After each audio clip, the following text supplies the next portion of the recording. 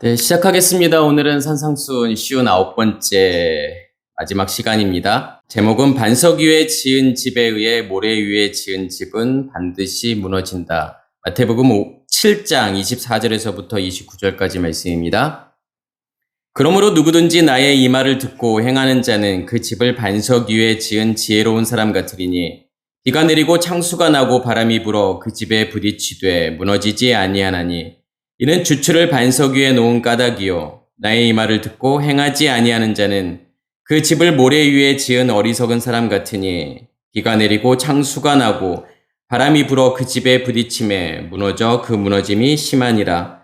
예수께서 이 말씀을 마치심에 무리들이 그 가르침에 놀라니 이는 그 가르치는 것이 권위 있는 자와 같고 그들의 서기관들과 같지 아니함일러라. 아멘. 네, 오늘은 이제 산상순 마지막 시간이 되었네요. 1년이 조금 더 한 것 같고, 다음 시간에는 그때 말씀을 드렸던 것처럼 이제 로마서를 할 거고요. 그래서, 이제 오늘 이 말씀은 많이 산상순의 말씀이야 워낙 다들 많이 알고 계시는 이제 말씀 드리고, 그런데 오늘 말씀도 우리가 오해하기 이렇게 딱 좋은 말씀이잖아요. 우리가 생각할 때 예수께서 이제 이 말을 듣고 행하는 자, 또 이 말을 듣고 행하지 않는 자, 이제 이렇게 말씀을 하시면서 이 말을 듣고 행하는 자는 반석 위에 집을 지은 사람과 같아. 이제 그렇게 이야기를 하고, 비가 내리고 창수가 나고 바람이 불어도 끄떡 없어 라고 생각하잖아요. 그러면 우리는 어떻게 생각할 수밖에 없냐면, 그래, 내가 하나님의 말씀을 듣고 열심히 이걸 실천하면서 살아야지. 내 열심과 노력으로 행위로 이걸 실천하면서 살아야지. 그러면은 그게 이제 믿음이라고 생각을 하죠. 그래서 그 믿음이 있으면 어떠한 어려움과 시련이 있더라도 다 이겨낼 수 있는 거야. 그렇지만 내가 하나님의 말씀을 듣고 실천하지 않으면, 행하지 않으면 믿음이 없다라고 생각하고, 그렇기 때문에 나에게 어떠한 시련이 오고 힘들고 어떤 고통스러운 순간이 오게 되면 다 무너져 내리는 거야. 이제 이렇게 생각을 할 수 있잖아요. 그런데 제가 이제 말씀을 이렇게 전하면서 계속 말씀을 드리는 게 어떤 부분이냐면, 이 모든 말씀들은 다 내 안에서 이루어지는 일들인 거고, 결론적으로 이야기하면 무엇에 관한 이야기라고 볼 수 있는 거냐면 속사람과 겉사람이라고 하는 이 이야기를 하고 있다라고 하는 거죠. 그러니까 속사람과 겉사람이라고 하는 것은 결국은 두 나무가 내 안에 존재하고 있다라는 거죠. 근데 먼저는 우리 안에 어떤 나무만 있었죠? 선악의 지식의 나무만 있었던, 그것에 의해서, 그 율법에 의해서 살아갔던 나에게 하나님께서 생명으로 내 안에 임하심으로, 그러니까 내가 십자가의 죽음이라고 하는 걸 통해서 그 생명이 내 안에 임하심으로 뭐가 만들어지게 되는 거냐면 생명나무가 만들어지는 거죠. 그러니까 겉사람이라고 하는 것은 결국은 선악의 지식의 나무, 선악의 지식의 체계가 만들어 놓은 나라는 존재. 그러니까 그것에 의해서, 그것을 우리는 이제 또 마음이라고도 할 수 있는 거고, 그 마음에서 나오는 우리의 감정, 느낌, 생각, 의미들, 그 의미들로 만들어지는 나라는 존재.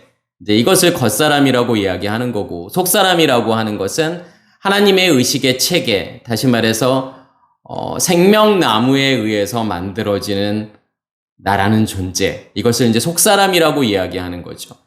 결국은 이 속사람과 겉사람의 이야기인 거고, 어떻게 속사람으로 겉사람을 이기게 되느냐. 그러니까 속사람이 없던 나에게 속사람이 만들어졌어라고 하는 것이 살인의 문제가 해결이 되는 거예요. 이제 그 다음부터는 전쟁이에요. 두 나무의 전쟁이고 두 남편과의 전쟁이에요. 그래서 처음에는 옛 남편이 더 컸다가 그 다음에는 속사람이라고 하는 나의 진짜 남편이 어느 순간 더 커지게 되면 간음의 문제를 지나가는 거고, 결국은 나의 옛 남편이라고 하는 존재를 하나님께서 다 없애시겠다라고 하는 것을 이제 도둑질의 문제예요. 감춰져 있는 거, 숨겨져 있는 거, 그것을 다 드러내시겠다라고 하는 거죠. 결국은 속사람으로 겉사람을 이긴다라고 하는, 그게 성경의 전체적인 이야기인 거죠. 그게 살인, 간음, 도둑질인 거고, 그것의 해결이라고 하는 것을 우리는 이제 샤바트 안식이라고 이야기하는 거고, 그것을 부모를 공경한다라고 이야기하는 거예요. 그래서 오늘 말씀도 마찬가지예요. 누구는 반석 위에 지은 집, 누구는 모래 위에 지은 집이 아닌 거예요.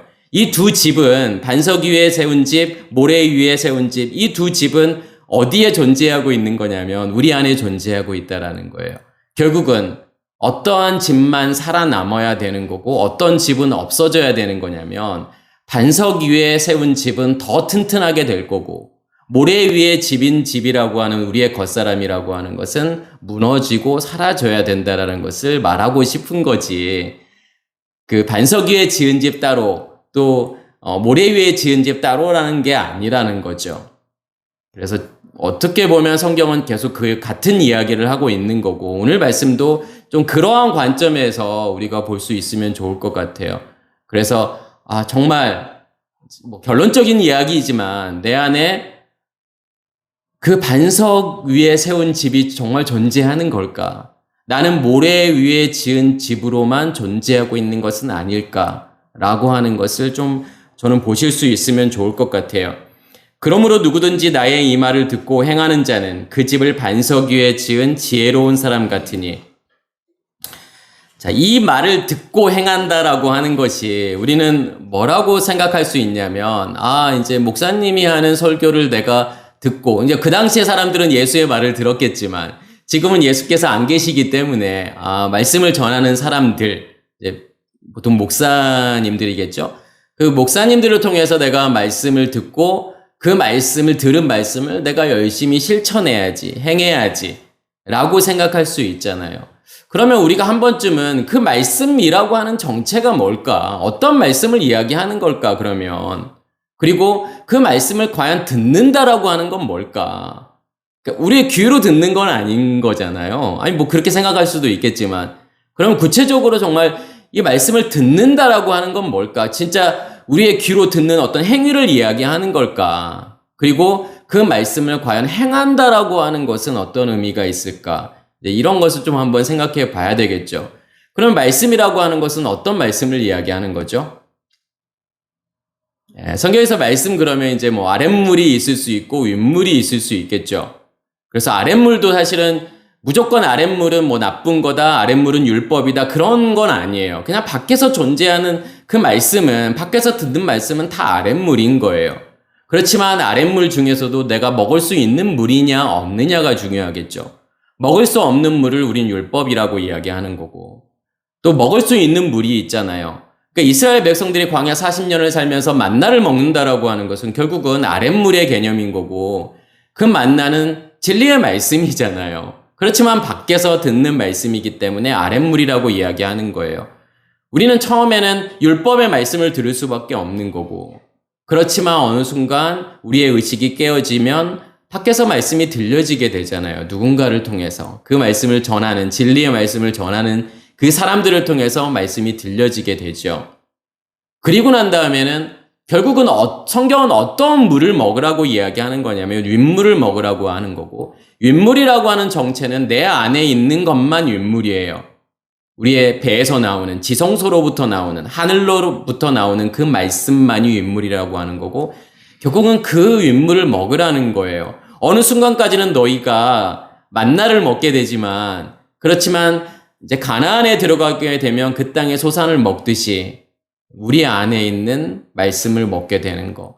그래서 성경의 말씀이라고 하는 것은 그런 거라는 거죠. 말씀은 문자나 언어가 아니에요. 그냥 하나님 자신인 거고 하나님의 의식이라고 하는 거죠. 그래서 어떠한 내가 이제 말씀이냐의 이제 문제일 거고, 그 말씀을 내가 듣는다라고 하는 것은 뭘 이야기하는 거죠? 귀로 듣는 게 아닌 거잖아요. 그러니까 내 안에 말씀이 존재하고 아니면 밖에 말씀이 존재하든, 첫째 날에 뭐가 우리에게 임하게 되는 거냐면 빛이 우리 안에 임하게 되잖아요. 그러니까 빛이 안에 우리 안에 있다라고 하는 그 자체는 7 등불이 우리 안에 타고 있다라고 하는 거죠. 불이 타고 있다라고 하는 거예요. 빛이 존재하고 있기 때문에 말씀이 들려졌을 때 그 빛에 의해서 말씀이 우리가 이해되어지고 깨달아지는 거죠. 그리고 이 말씀이 이해되어지고 깨달아진다라고 하는 자체는 뭐냐면 내가 하나님을 인식하고 경험하게 된다라고 하는 거예요.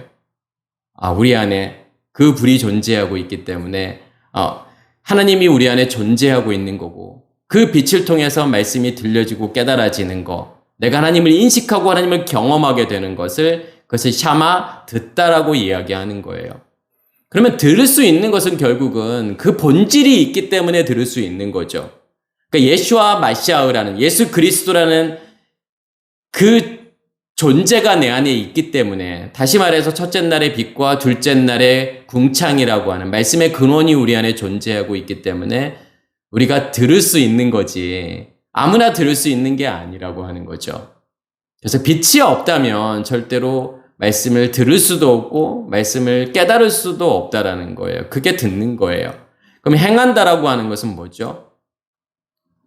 하나님의 일하심인 거예요. 그러니까 내가 행하는 게 아닌 거예요. 우리는 이 말씀을 들으면 내가 뭔가를 내 열심과 노력으로 뭔가를 해야 된다라고 생각하지만 성경에서 말하는 행위는 우리의 행위를 이야기하는 거예요. 하는 게 아니라 우리의 행위를 이야기하는 게 아니라 하나님의 행위를 이야기하는 거예요. 그래서 듣는다라고 하는 것은 결국은 하나님이 내 안에 존재하고 있기 때문에 듣는 거잖아요. 그러면 그 말씀이 들려지게 되면 그 말씀에 의해서 하나님께서 내 안에 일할 수밖에 없다라고 하는 거죠. 그러니까 성경에서 말하는 믿음의 행위라고 하는 그 말 자체는 믿음이 내 안에 존재하고 있기 때문에 믿음이 내 안에서 일한다라는 거예요. 그러면 그 믿음이라고 하는 실체는 누가 믿음의 실체죠? 예수 그리스도라고 하는 존재가 믿음 그 자체인 거기 때문에 그 예수 그리스도께서 내 안에서 일하시는 것이 믿음의 행위인 거예요. 그래서 우리가 그런 부분을 좀 오해할 수 있잖아요. 로마서에서는 너희가 믿음으로 이제 구원을 받는다라고 이제 이야기를 하잖아요. 근데 또 어디에서는 행함이 없는 믿음은 죽은 거야라고 이야기를 하니까 야고보서에서 그 이야기를 하잖아요. 그러면 그게 서로 배치된다고 생각하지만 그렇지 않아요. 그 믿음이 존재하면 믿음의 행위는 당연히 나갈 수밖에 없다라는 거예요. 그 행위는 하나님께서 내 안에 일하시는 그 행위, 그리고 내 안에 있는 것을 밖으로 드러내는, 밖으로 전하는 그 행위는 당연히 따라올 수밖에 없는 건데, 그 행위가 없다라고 하는 것은 결국은 어떠한 이야기인 거죠? 믿음이 없다라는 거잖아요. 믿음이 없기 때문에 행위가 안 나오는 거지. 믿음이 존재한다고 하면 하나님의 일하심이라고 하는 행위는 반드시 따라올 수밖에 없다라는 거예요. 그래서 여기에서도 말하는 게 그런 부분들이에요. 너희가 이 말을 듣고 행하게 되면, 그러니까 행한다라고 하는 것은 결국은 하나님께서 일하신다라고 하는 거고, 그 집을 반석 위에 지은 지혜로운 사람 같으니, 이제 여기에서 반석이 나오고 이제 집이 나오잖아요. 그러면 반석이라고 하는 것은 뭐라고 말할 수가 있을까요?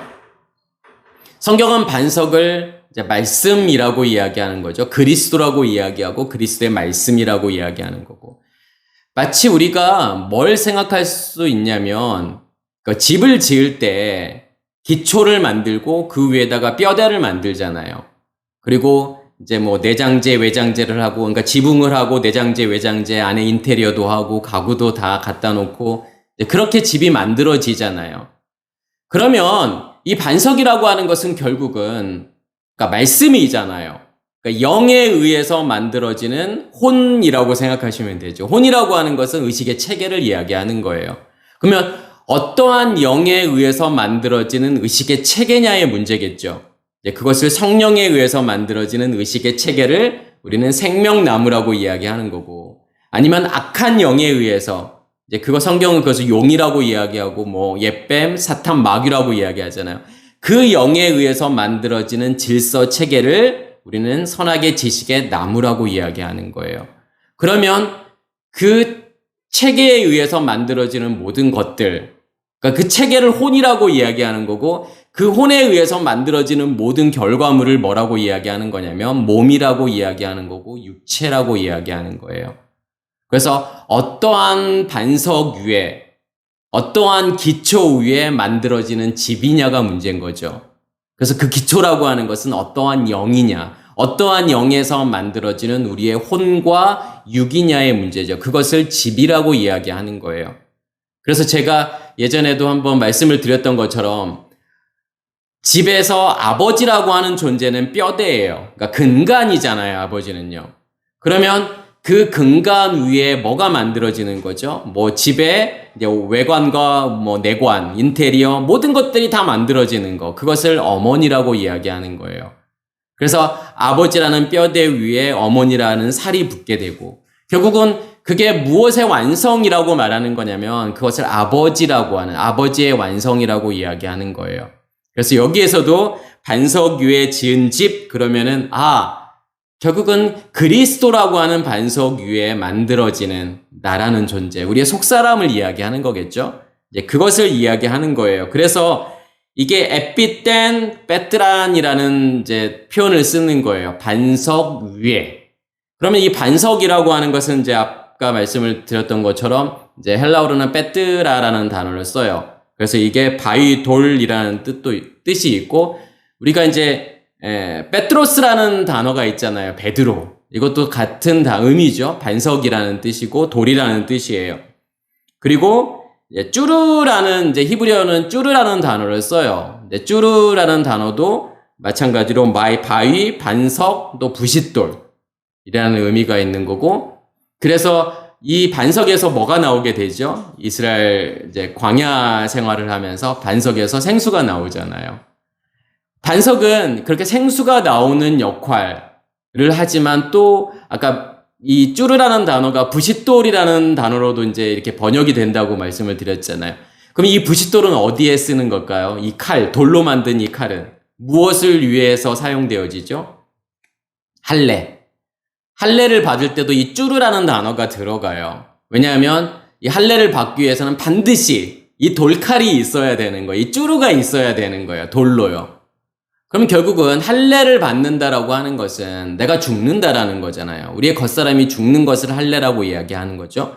그러면 이 할례를 받을 수 있는 것은 누가 없이는 안 된다라는 거예요. 그리스도가 없이는 절대로 할례 받을 수 없다라는 거예요. 우리 안에 이 반석이 존재하고 있어야 이 쭈르가 존재하고 있어야만이 할례를 받을 수 있다라는 거죠.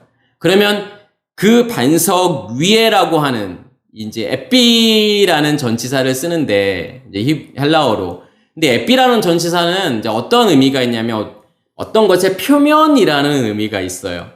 그러니까 예를 들어서 어떤 공의 표면을 이야기할 때 에피라는 전치사를 써요.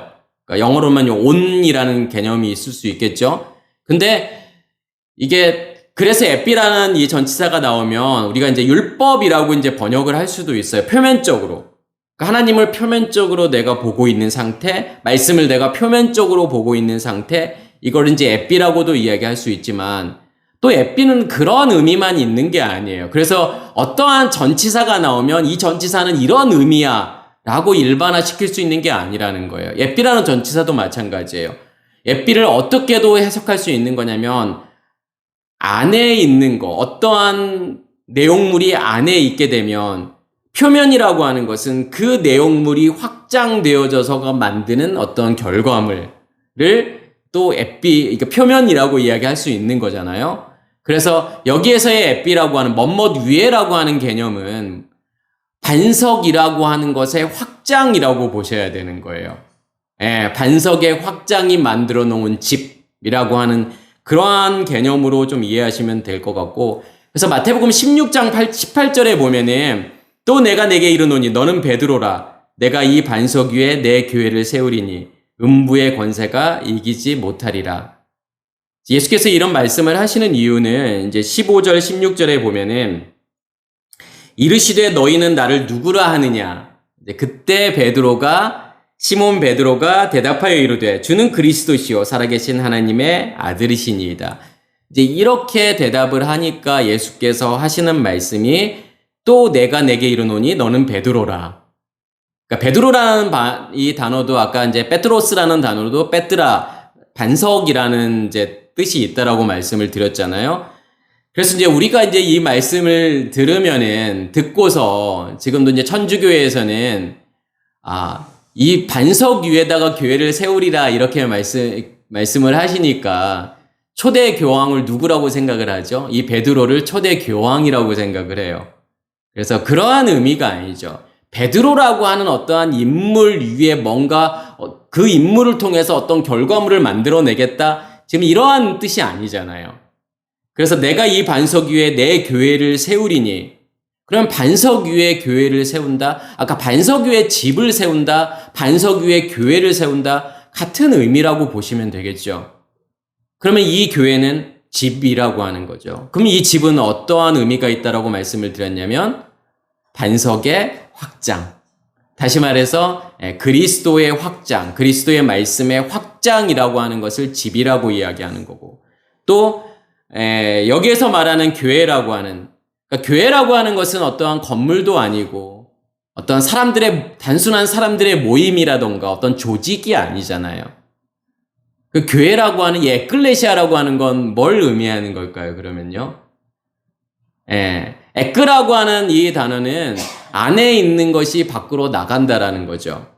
그 다음에 깔레오라는 단어가 합쳐진 건데, 깔레오라는 것은 부르다라는 거예요. 이름을 부르다 할 때 깔레오. 그러면 에클레시아라고 하는 것은 뭐냐면 내 안에 있는 것이 밖으로 나가서, 그러니까 어떤 걸 이렇게 좀 생각하시면 좋냐면, 넷째 날에 되었을 때 내 안에 있는 빛이 밖으로 나가게 되잖아요. 내가 누군가에게 쉔이라고 하는 이름을 주잖아요. 하나님께서 에덴 동산을 만드시죠? 그리고 아담을 거기에 두신단 말이에요. 그러면 그 아담은 어떠한 존재냐면 에덴 동산이 만들어진 상태. 그러니까 에덴 동산이 만들어졌다라는 것은 에덴이라고 하는 하늘, 그 하늘에 의해서 만들어지는 땅을 동산이라고 하는 거고, 그렇게 셋째 날에 이제 마른 땅을 이야기하는 거겠죠. 이제 그렇게 되면 아담이 어떠한 일을 하게 되죠? 내 강이 먼저 나오잖아요, 안에서요. 그죠? 그러니까 강이 에덴에서 발원하여 동산을 적시고 내 갈래로 나오게 되잖아요. 그 말이 그걸 오순절이라고 이야기하는 거예요. 내 안에 있는 것이 이제 밖으로 나오게 되는 거. 그래서 세상을 향해서 내가 빛을 비추게 되는 거. 이제 그래서 아담이 짐승들에게 이름을 주게 되잖아요. 그러니까 그 이름을 준다라고 하는 것은 전에도 말씀을 드렸지만, 누구는 뭐 곰, 누구는 호랑이, 누구는 원숭이, 그렇게 이름을 붙여줬다라는 의미가 아니라 쉔을 줬다라는 거예요. 쉔이라고 하는 것은 근원이잖아요. 그러니까 쉰하고 맴이잖아요. 첫째 날의 빛과 둘째 날의 궁창이라고 하는. 그 예수와 마시아의잖아요. 내 안에 있는 예수와 마시아를 주는 거예요. 그래서 짐승을 만드는 거예요. 짐승에게 이름을 주는 거예요. 그걸 뭐라고 이야기하는 거냐면 그걸 에클레시아라고 이야기하는 거예요. 내 안에 있는 쉔 이름이 밖으로 나가서, 그러니까 이름을 부른다라고 하는 것은 이름을 준다라고 하는 것과 같은 거라고 생각하시면 돼요. 내가 누군가에게 그 이름을 주는 거, 예수 그리스도를 내가 그 사람에게 넘겨주는 거, 그 일을 할 수 있는 것이 에클레시아라고 하는 거죠. 그래서 제가 넷째 날에 빛들의 모임을 뭐라고 말씀을 드렸냐면 에클레시아라고 하는 거예요. 그러니까 빛이 있는 사람들의 모임을 교회라고 이야기하는 거지, 그냥 사람들이 모였다고 해서 그게 교회가 아니죠. 어떤 조직이 만들어졌다고 해서 교회도 아니고, 어떤 장소가 만들어졌다고 해서 그것을 교회라고 말하지 않는다라는 거예요. 그래서 교회라고 하는 것은 오순절 이후에 만들어지잖아요. 빛을 간직한 사람들에 의해서, 그 빛을 전하는 사람들에 의해서, 그리고 그 빛들의 모임 자체를 에클레시아라고 이야기하는 거예요. 그것을 만드시겠다라는 거예요. 우리 안에 그 빛으로 충만한 상태, 그걸 교회라고 이야기하는 거고, 그걸 집이라고 이야기하는 거잖아요. 지금 예수께서 말하는 건 뭐냐면 그 반석 위에, 그 하나님이라고 하는 그 말씀 위에, 그 말씀의 확장이라고 하는 그 결과물이라는 에클레시아 교회를 내가 만들 거야.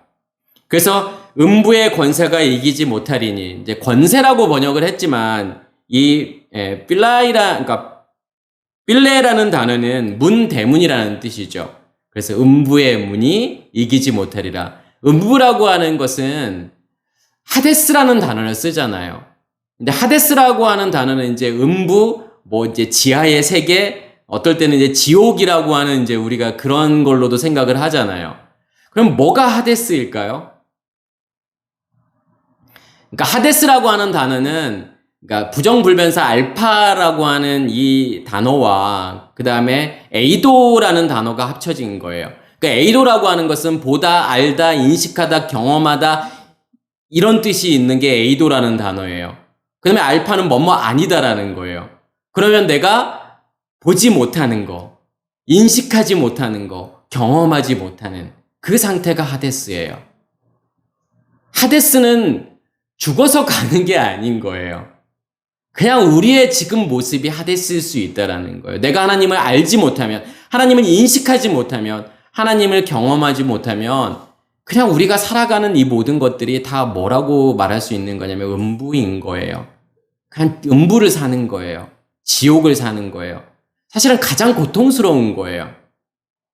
그러니까 제 경험에서도 저는 제 인생에서 뭐 인생이라고 말하면 너무 거창하지만 저보다 이렇게 오래 사신 분들도 많이 있으니까 근데 제 삶에서 가장 고통스러웠던 순간은 어떤 순간이었냐면 내가 믿고 있는 하나님, 내가 태어나면서부터 믿고 있던 하나님, 모태신앙으로 믿고 있는 그 하나님이 인식되어지지 않고 경험되어지지 않고 그랬을 때 저는 그게 가장 고통스럽더라고요.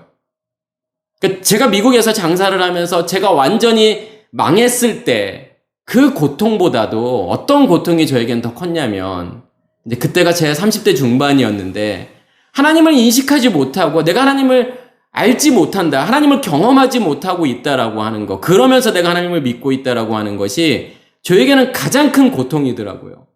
아, 이게 하데스구나.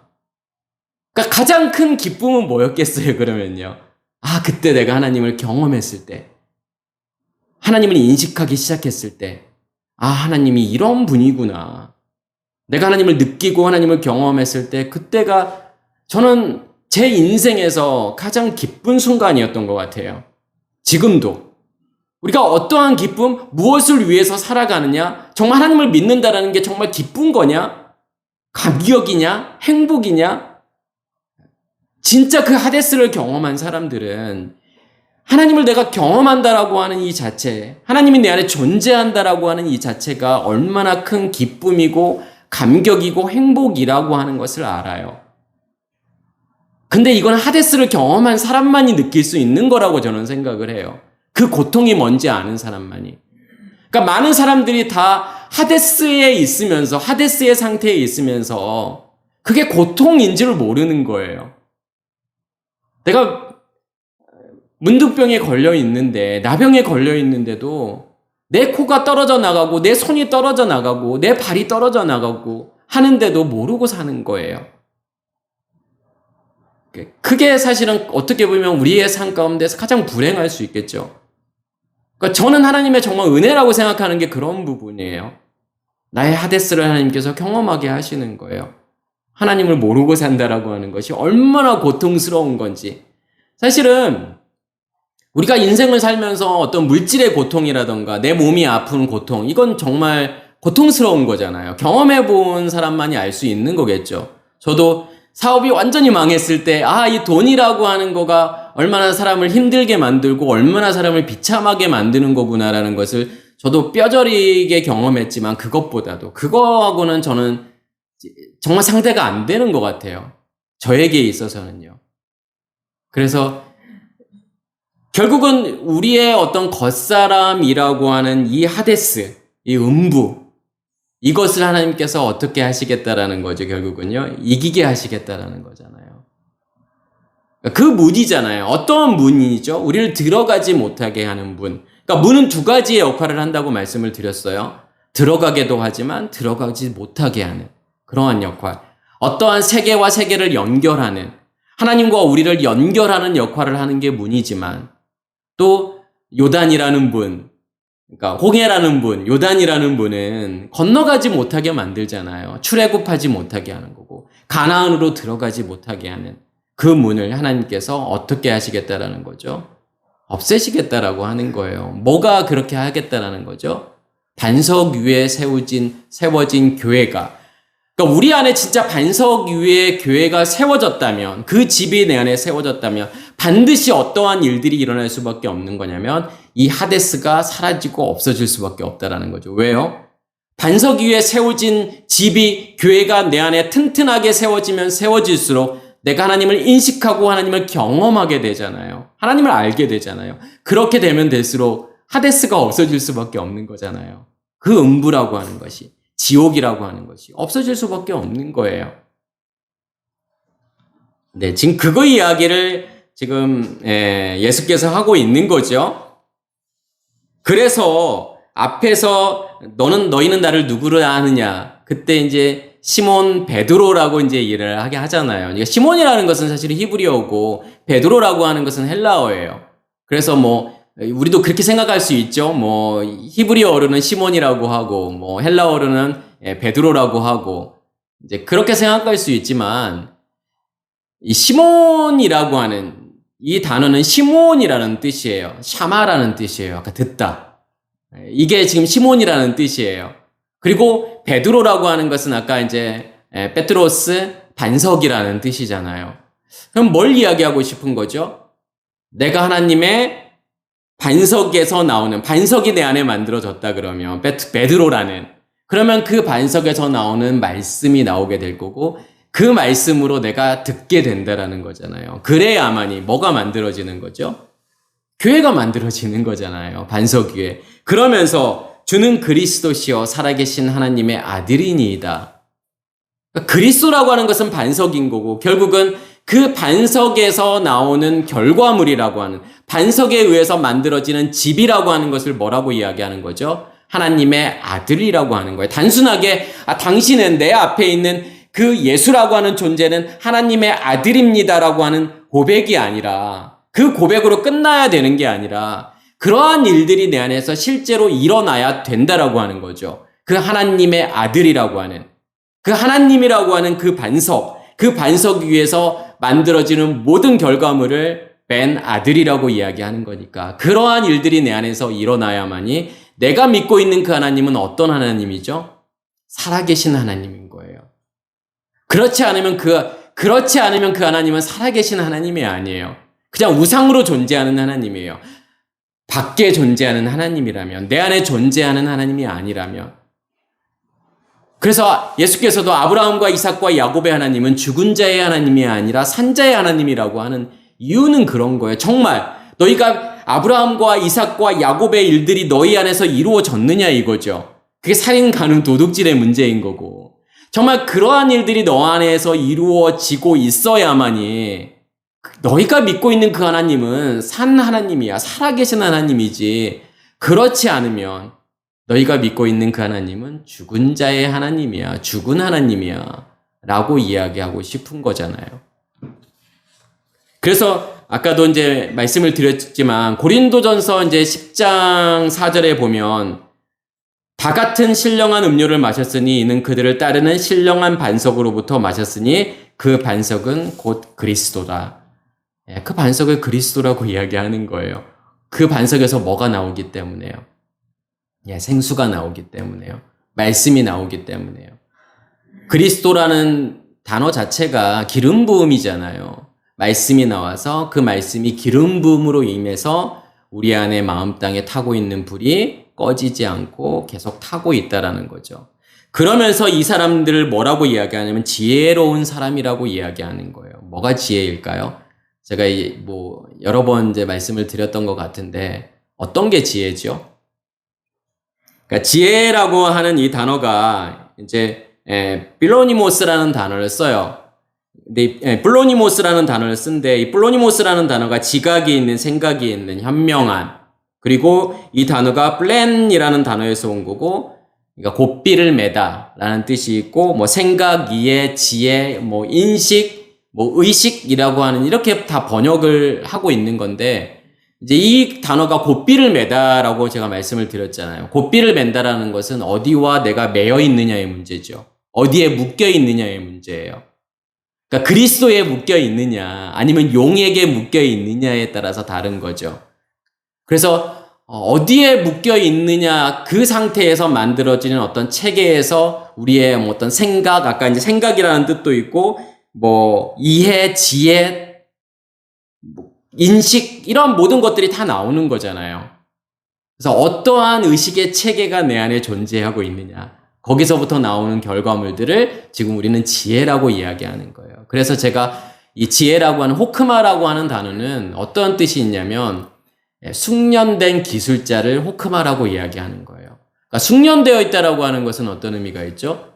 우리가 옛날에도 뭐 만시간의 법칙 이런 게 있었잖아요. 어떠한 일을, 한 가지 일을 만시간을 하게 되면 그 사람을 전문가라고 이야기를 해요. 마치 그것처럼 그것을 지혜라고 이야기하는 거예요. 같은 일이 내 안에서 반복적으로 일어난 상태. 예. 그 말은 무슨 말이냐면 하나님의 일이, 하나님의 말씀이, 하나님의 일하심이 내 안에서 계속해서 반복적으로 일해서 만들어 놓은 결과물을 지혜라고 이야기하는 거예요. 그래서 이 호크마라고 하는 이 단어는 사실은 어떠한 뜻도 있냐면 간사하다라는 의미도 있어요. 그래서 학함 그러면 지혜로운이라는 뜻도 있고 간사한이라는 뜻이 있어요.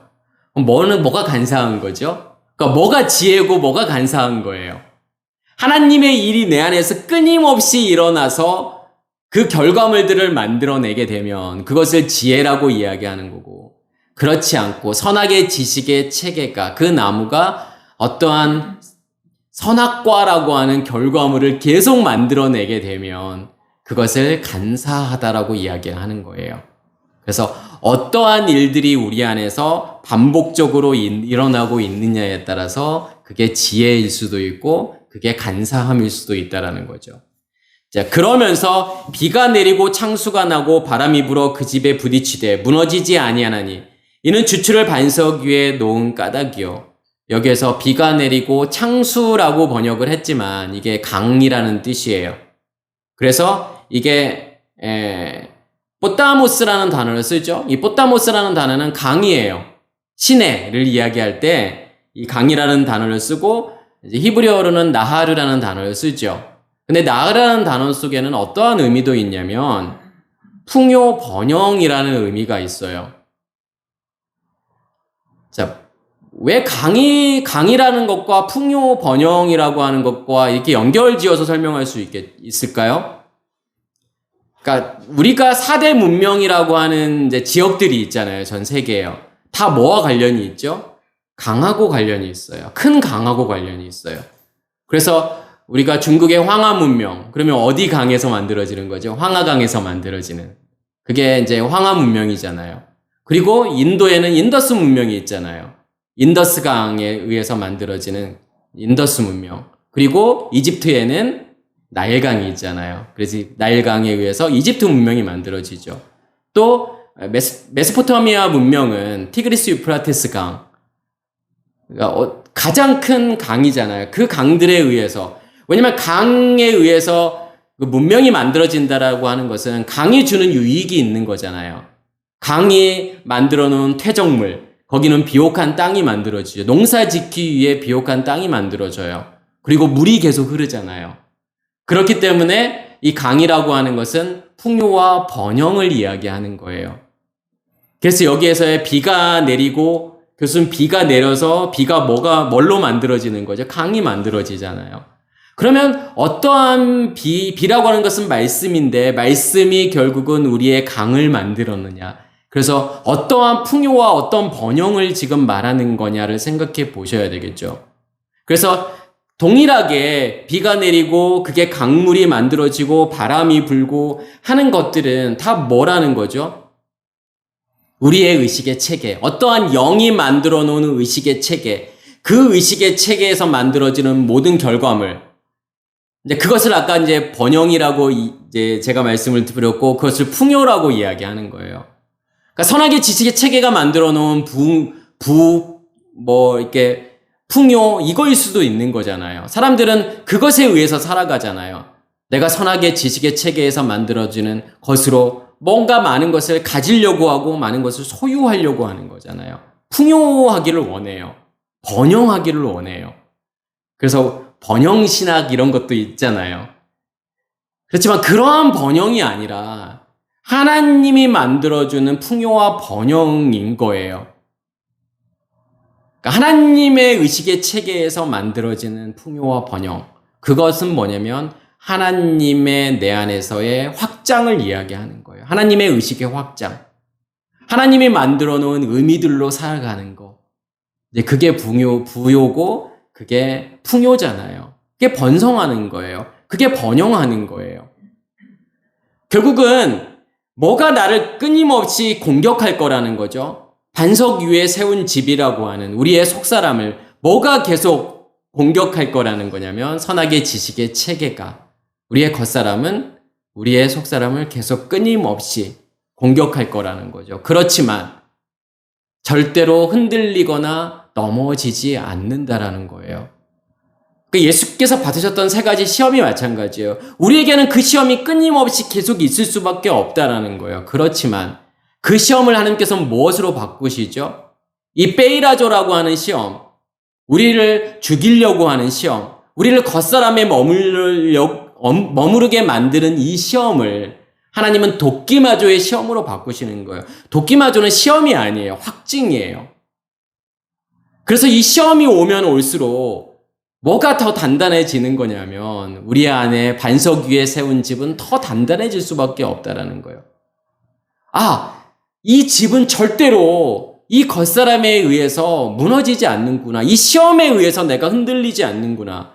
그러니까 이 믿음의 길을 가면 갈수록 우리가 그걸 경험하게 되잖아요. 전에는 이 시험에 어떠한 시험이 오게 되면 내 마음이 흔들렸는데 그런데 시간이 지나면 지날수록 이 시험에 의해서 내가 흔들리지 않게 된다라는 거예요. 그러면 이 시험은 어떠한 역할을 하게 되는 거죠? 나에게요? 확증을 하게 되잖아요. 하나님이라는 존재를 확증하게 되잖아요. 하나님이라는 존재가 내 안에 있기 때문에 내가 반석 위에 세운 집이기 때문에 어떠한 환난과 어떤 어려움, 어떠한 유혹과 어떠한 핍박 그런 거에서도 흔들리지 않는구나. 어떠한 시험 가운데서 내가 흔들리지 않고 있구나. 그래서 시험이라고 하는 것은 무엇을 위한 거냐면 어떠한 결과물을 위한 거냐면 확증하기 위한 거라는 거죠. 그 확증으로 바뀐다라는 거예요. 그래서 절대로 흔들리지 않는다라는 거죠. 그러면서 나의 이 말을 듣고 행하지 아니하는 자는 그 집을 모래 위에 지은 어리석은 사람 같으니. 자, 듣고 행하지 않는다라고 하는 거. 그러면 그 사람이 들은 건 뭐라는 거죠? 진짜 들은 게 아니라는 거잖아요. 듣고 행하지 않는 것은 불가능해요. 그렇게 될 수가 없어요. 정말 내가 들었다면. 내가 하나님을 인식하고 경험했다 그러면 하나님이 일하심이 분명할 텐데 그렇지 않으면은 하나님이 내 안에서 일하시지 않는다라는 것은 내가 지금 듣고 있는 것이 진짜 성경이 말하는 듣고 있는 게 아니라는 거예요. 그래서 여기서 듣고 행하지 아니하는 자는 그 집을 모래 위에 지은 집. 그러면 모래 위에 지었다라고 하는 것은 이제 어떠한 의미가 있는지, 성경에서 이 모래라고 하는 것은 이제 어떠한 의미가 있는지를 보셔야 되겠죠. 여기에서 모래 위에라고 하는 것도 당연히 에삐라고 하는 거죠. 그럼 여기서 에삐라고 하는 이 전치사는 모래의 확장이라고 보셔야 되겠죠. 그럼 모래라고 하는 이 단어는 암모스라고 하는 단어를 써요. 헬라어로는요.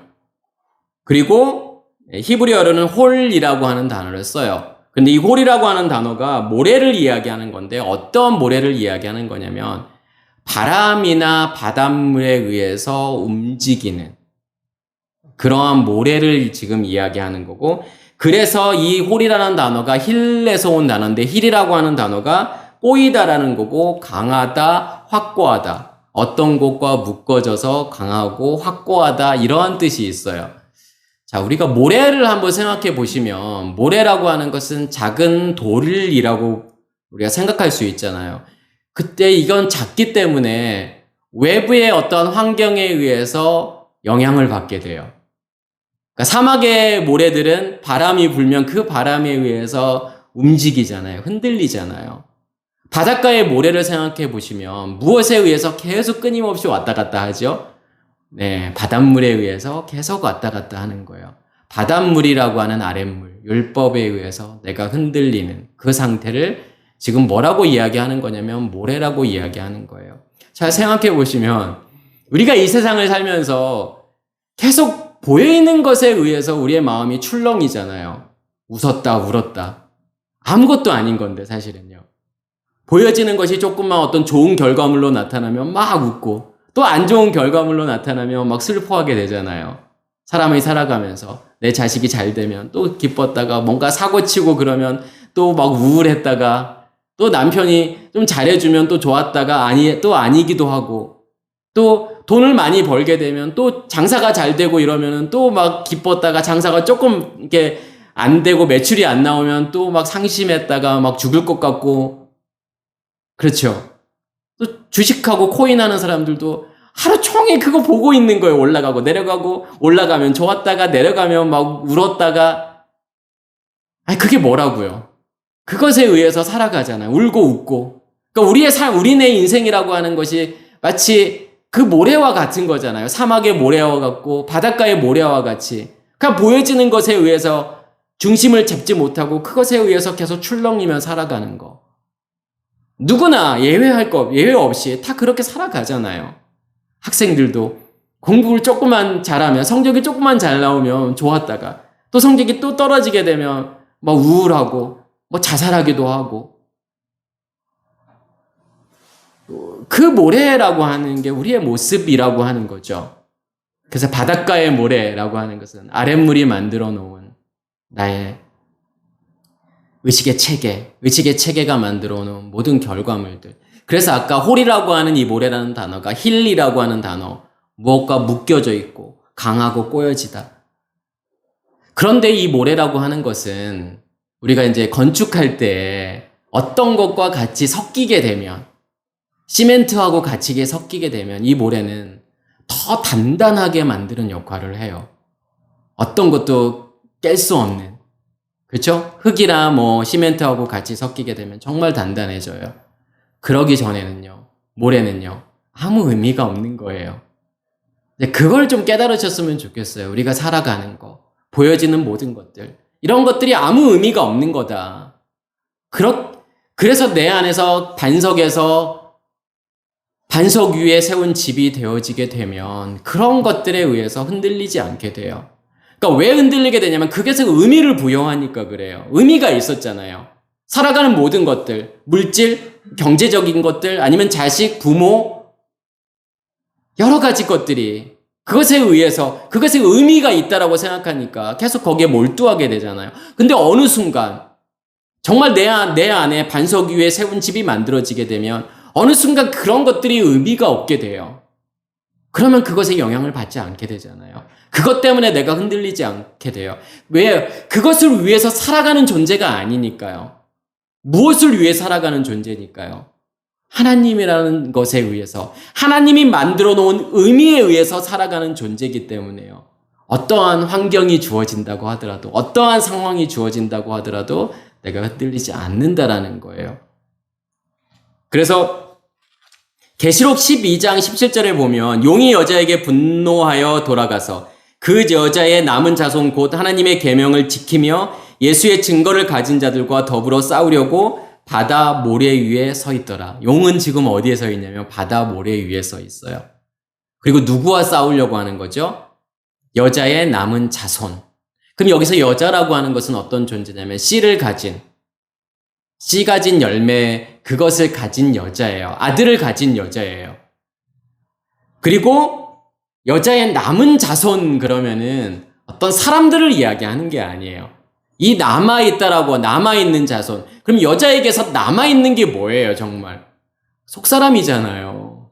예, 그 속사람이 남아있는 거예요. 그래서 그 남아있는 자손이라고 하는 것은, 왜냐면 자손이라고 하는 것은 아들이잖아요. 여자에게 남아있는 그 아들. 그래서 그 아들을 뭐라고 이야기하는 거냐면 하나님의 계명을 지키며 예수의 증거를 가진 자들. 어떤 증거를 가지고 있는 거죠? 씨 가진 열매라는 증거를 가지고 있는 거예요. 씨 가진 열매라고 하는 것은, 씨라고 하는 것은 빛이잖아요. 불이잖아요. 그걸 뭐가 지금 감싸고 있는 거죠? 말씀이요.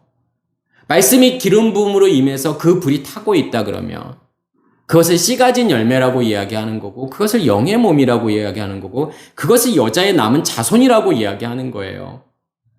그것을 우리의 속사람이라고 이야기하는 거고. 그래서 정말 그 예수의 증거를 가지고 있느냐의 문제죠. 어떠한 증거요? 예수와의 증거가 뭐예요? 예수와라고 하는 것은 빛이잖아요. 불이잖아요. 그럼 그 빛이 내 안에 존재하고 있고 그 불이 내 안에 타고 있는 것이 예수의 증거잖아요. 그런 그 증거를 지금 가진 자들인 거예요. 지금 용은 어디에 있는 거죠? 바다 모래 위에 있잖아요. 모래 위에 서 있잖아요.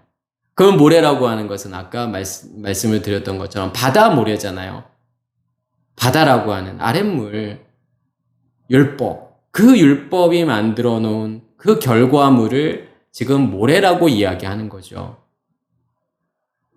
그 모래 위에 지금 서 있다라고 하는 이 단어가 히스템이라는 단어예요. 히스템이라고 하는 게 놓다, 두다, 세우다, 확고히 고정하다. 그래서 이 히스템에서 나온 단어가 스타우루스, 십자가라고 하는 거예요.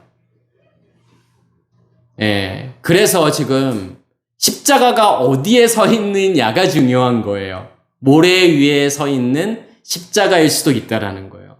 우리가 그토록 중요시하는 그 십자가가 모래 위에 세워져 있는 십자가일 수도 있다라는 거죠. 그러면 그 십자가는요, 용이 만들어 놓은 십자가죠. 우상인 거예요. 우리가 얼마든지 밖에 있는 십자가를 믿고 있을 수 있다라는 거예요. 밖에 있는 십자가를 믿고 있다라고 하는 것은 그 십자가는 용이 만들어 놓은 모래 위에 세워져 있는 십자가일 수 있다라는 거죠. 그 십자가는 어디에 세워져야 되는 거죠? 우리 안에 세워져야 되는 거예요. 반석 위에 세운 집이라고 하는 개념이 그 반석 위에 세워져 있는 십자가라고 하는 것과 같은 의미인 거예요. 그래서 십자가라고 하는 것은 두 가지의 의미가 있는 거죠. 죽음이라고 하는 의미도 있지만 생명이라고 하는 의미가 있어요.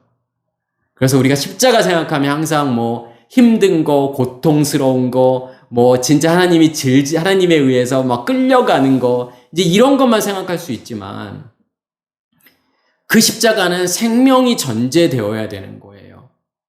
그러니까 생명이 전제되지 않는 죽음이라고 하는 것은 허상일 수 있다라는 거예요. 다 죽었다라고 생각하잖아요. 그러니까 내가 죽었다라고 생각을 해요. 이런 말씀을 들으면 내가 그래, 내가 말씀이 이해돼주고 깨달아졌기 때문에 나는 죽었어? 아니요, 안 죽었을 수도 있어요. 그게 허상일 수 있어요. 뭐가 없으면요, 실체가 없으면요, 나를 죽이는 이 생명이라고 하는 실체가 없으면 나의 죽음이라고 하는 것조차도, 나의 진리의 죽음이라고 하는 이것조차도 허상일 수 있다라는 거예요. 그러니까 내가 죽었다라고 하는 착각 가운데 있을 수 있다라는 거예요. 진짜 죽은 게 아니라는 거예요. 그러면 우리는 뭘 봐야 되는 거죠? 이걸 봐야 되는 거예요. 정말 그 생명이 내 안에 있나? 그 예수 그리스도라는 존재가 내 안에 정말 있어서 그것에 의해서 나를 지금 죽이고 있는 건가? 라고 하는 것을 보셔야 되는 거죠. 그래서 용은 어디에 지금 서 있는 거냐면 모래 위에 서 있다라고 하는 거죠. 로마서 9장 27절에 보면 또 이사야가 이스라엘에 관하여 외치되 이스라엘 자손의 수가 비록 바다의 모래 같을지라도 남은 자만 구원을 얻으리라. 여기에서도 바다의 모래가 나오잖아요.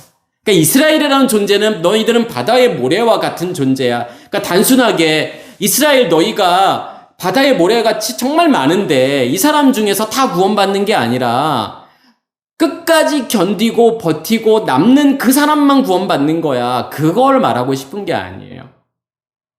이스라엘의 시작은 뭐라는 거죠? 바다의 모래라는 거예요. 그런 바다의 모래와 같은 존재인데 숫자를 센다라는 건 뭐예요? 수가 뭐예요? 그러니까 인구 조사한다? 이스라엘 백성들이 광야에서 인구 조사를 하잖아요. 수를 세잖아요. 수를 세는 건 어떤 의미가 있죠? 이렇게 많이 있는 사람들을 줄로 세워서 한 사람의 이름을 확인하고 수를 센다라는 것은요, 드러남이에요. 그 상태의 드러남을 수를 센다라고 이야기하는 거예요. 그래서 지혜로운 자는 그 수를 세어봐라. 뭔 의미겠어요? 그게 용이 만들어 놓은 어떤 결과물들, 그게 무엇인지를 아는 거예요. 수를 센다라고 하는 건요.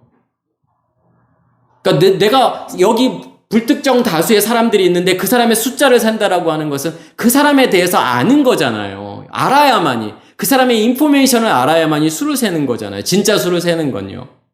그래서 너희가 지혜가 있어. 그 지혜를 가지고 있으면 그것의 수를 세워보라는 것은 그것의 정체가 뭔지를 보라는 거예요. 666이었구나.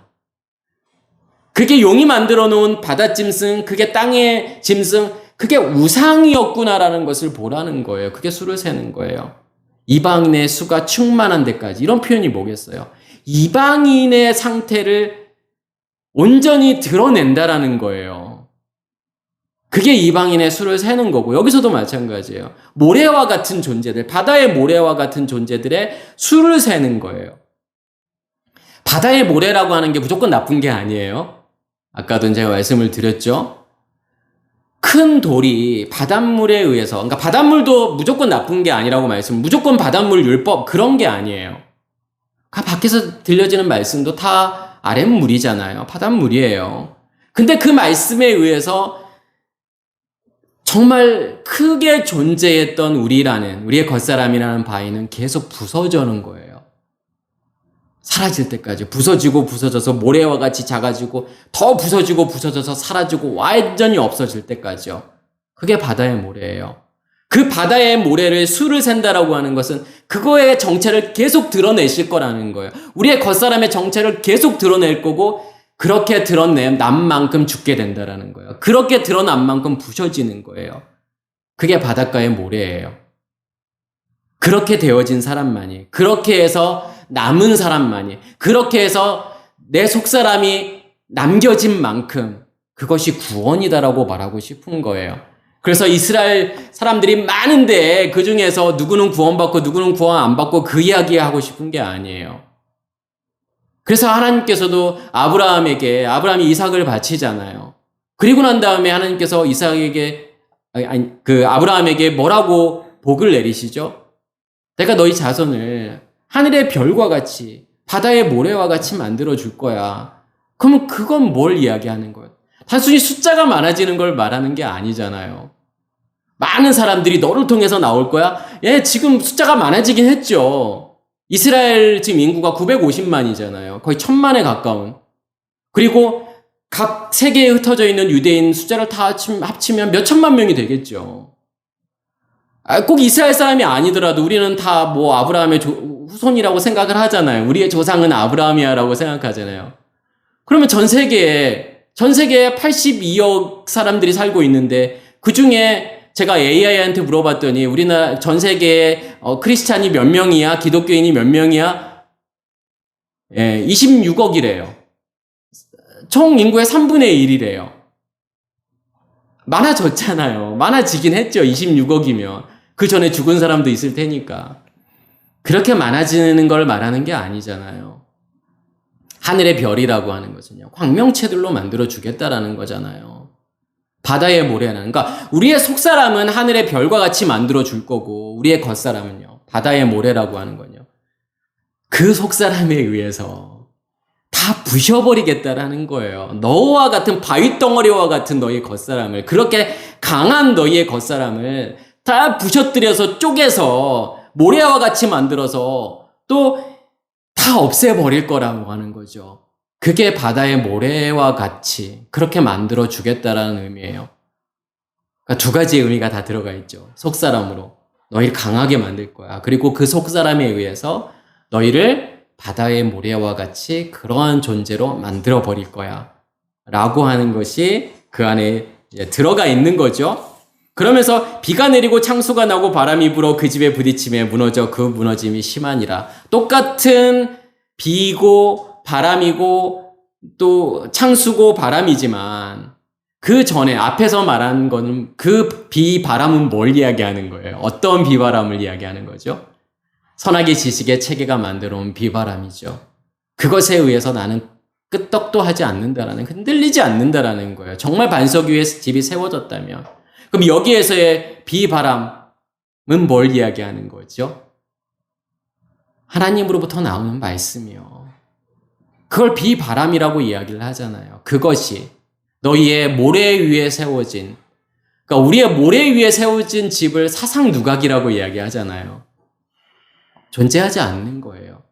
그래서 제가 계속 끊임없이 이야기하는 게, 이 보여지는 것들은 존재하지 않아. 보여지는 세상은 실제하지 않는다라고 말하는 거잖아요. 무엇이 만들어 놓은 환상이죠. 그러니까 과학에서는, 뇌과학에서는 우리의 뇌가 만들어 놓은 환상이라고 말하지만, 우리의 안에 있는 선악의 지식의 체계가 만들어 놓은 환상이라고 하는 거죠. 그런 건 존재하지 않는 거예요. 실제하지 않는 거라는 거죠. 뭐만 실제하기 때문에요. 하나님에 의해서 만들어지는 것만 실제하는 거기 때문에요. 그러면 모래 위에 지은 집. 내가 정말 거창하게 아름답게 예쁘게 지었다라고 생각하는 거. 내가 이렇게 열심히 살면서 내가 이만큼의 결과를 만들었어 라고 하는 거 있잖아요. 내가 돈도 이렇게 많이 모았고 이만큼 명예도 얻었고 자식도 잘 키워놨고 내가 교회에서는 권사고 장로고 수석 장로고 사람들에게 존경받는 사람들이고 내가 이만큼 아름다운 집을 지어놨어 라고 생각하지만 그것은 사상 누각이라는 거죠. 아무것도 아니라는 거예요. 존재하지 않는 거라는 거예요. 실제하지 않는 거라는 거예요. 그거는 다 하나님께서 무너뜨리실 거라는 거예요. 뭐가 존재하고 있으면요. 하나님의 말씀이 존재하고 있으면 그 반석 위에 세워진 집이 존재하고 있으면 그 교회가 존재하고 있으면 반드시 모래 위에 세운 집은 어떻게 될 수밖에 없다라는 거죠. 무너질 수밖에 없다라는 거예요. 그러면서 앞에 모래 위에 지은 집 그러면서 어리석은 사람이라고 말하잖아요. 모래 위에 지은 어리석은 사람 같으니 그럼 거기서 어리석다라고 하는 것이 어떤 의미가 있냐면 이게 모로스라는 단어이고 이게 어리석은 미련한이라는 뜻이고 이게 어디에서 온 단어냐면 미스테리온에서 온 단어예요. 그러니까 미스테리온이라고 하는 것은 비밀이라는 거잖아요. 그럼 어떠한 사람이 미련한 사람이죠? 누가 미련한 사람이에요? 하나님이 비밀인 사람이요. 하나님이 드러나지 않은 거예요. 하나님이 드러나지 않은 것은 하나님이 없거나 하나님이 존재해도 뭐가 막고 있는 거예요? 우리의 겉사람이 막고 있는 거예요. 그게 미련하다라고 지금 이야기하고 미련한 사람이라고 이야기하는 거고 결국은 비바람에 의해서 하나님의 일하심이잖아요. 말씀의 일하심이잖아요. 그것에 의해서 완전히 다 무너져야 된다. 지금 이야기하고 싶은 거죠. 그러면서 예수께서 이 말씀을 하시며 무리들이 그 가르침에 놀라니 여기서 무리들이라고 하는 오클로스라는 단어를 써요. 오클로스라고 하는 이 단어는 무리 군중 백성이라는 뜻이고 이 단어가 이제 에코라는 단어의 이제 파생어에서 유래가 된 건데 에코라는 것은 가지다 소유하다. 뭘 가지고 있느냐에 따라서 무리일 수도 있어요. 그러니까 무리라고 하는 것은 하나님과 전혀 상관없는 사람들, 군중. 그렇지만 이 오클로스라는 단어는 하나님의 백성을 이야기할 수도 있어요. 왜요? 뭘 가지고 있느냐의 문제겠죠. 뭘 소유하고 있느냐. 내가 하나님을 소유하고 있으면 하나님의 백성일 거고 그렇지 않고 선악의 지식의 체계를 내가 가지고 있다 그러면 그냥 무리이고 군중이에요. 그렇게 무리이고 군중인 사람들에게 예수의 이 말씀이라고 하는 것은 그 말씀에 놀란다라고 하는 이 단어가 에크플레소라는 단어를 써요. 근데 이 에크플레소라는 단어는 에크라는 것은 안에 있는 게 밖으로 나간다라는 거고 플레소라는 것은 치다 때리다라는 거예요. 뭐가요? 예수의 말씀이요. 그 디다케가요. 그 가르침이요. 예수 안에 있는 그 말씀이 밖으로 나와서 우리를 때리는 거예요. 그걸 뭐라고 이야기하죠? 그걸 회개라고 이야기하는 거예요. 정말 그 의식이 깨어지는 어느 날 그 말씀을 들었을 때 우리의 의식이 깨어지는 순간이 있어요. 나를 때리는 순간이 있어요. 나를 모습을 보게 하는 순간이 있어요. 내가 이렇게 예수를 오래 믿었는데 내가 거듭나지 않았구나. 내가 서 있는 이곳이 애굽이구나. 내가 어둠 가운데 있는 존재구나라는 것을 깨닫는 순간이 있어요. 누군가에게는요. 무리로 존재하는 자들에게 그걸 회개라고 이야기하는 거예요. 그러면서 뭐라고 하냐면 이는 그 가르치는 것이 권위 있는 자와 같고 그들의 서기관들과 같지 아니하밀러라. 권위 있는 자라는 게 엑수시아라는 단어를 써요. 엑수시아라고 하는 단어는 에크라는 단어와 그러니까 우시아라고 하는 것이 에이미 동사예요. 에크는 안에 있는 게 밖으로 나가는 거예요. 어떤 사람이 권위 있는 자죠? 어떤 사람이 권능이 있는 자예요?